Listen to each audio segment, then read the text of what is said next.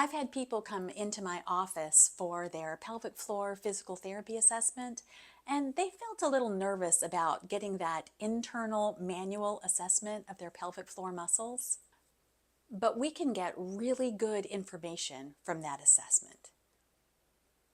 I'm Holly McDonald. I'm a pelvic floor physical therapist, and I help people figure out what's going on with their pelvic health and how to help them heal.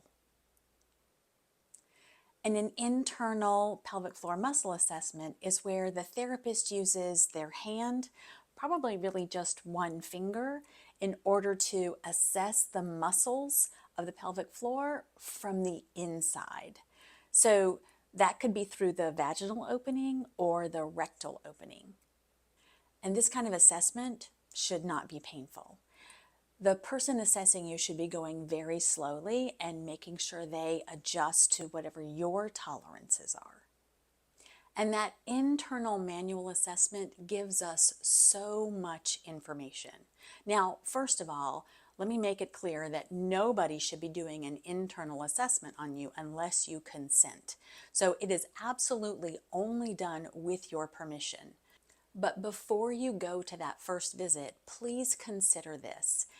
If a therapist recommends that you do an internal pelvic floor assessment, they can learn so much information about what's going on with your body and your pelvic health. For example, they might learn that the muscles in your pelvic floor are tender. Now, I don't know if you've ever had like just a regular massage where someone was working on your back or your hips and you realize that there was some muscles that were sore there that you didn't even realize were sore until someone started working on them. Well, your pelvic floor is just muscles, just like the muscles in your back, and you could have tenderness there and not even know. But knowing helps you address those muscles, and reducing the tenderness will also help improve the function of the muscles themselves. And with an internal manual assessment, a therapist could learn whether your tissue feels hot or inflamed or swollen. Inflammation in the area would be something that a physical therapist could help you address if they know about it. Or they may find that the tissue in the area is restricted. Maybe the pelvic floor muscles are too tight, or the fascia is not as flexible as it should be, or there's scar tissue that's keeping things from moving like they should.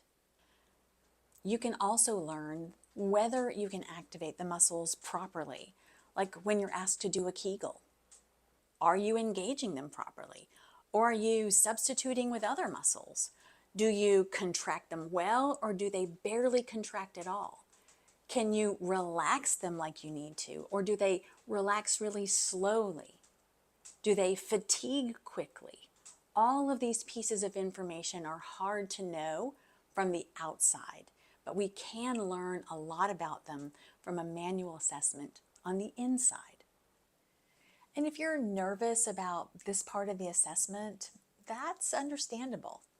But just know that your comfort matters, your consent matters, and we're just doing this to help us understand your body so that we can help you heal. If you want more information about pelvic health, subscribe to my channel, and I'll see you next time.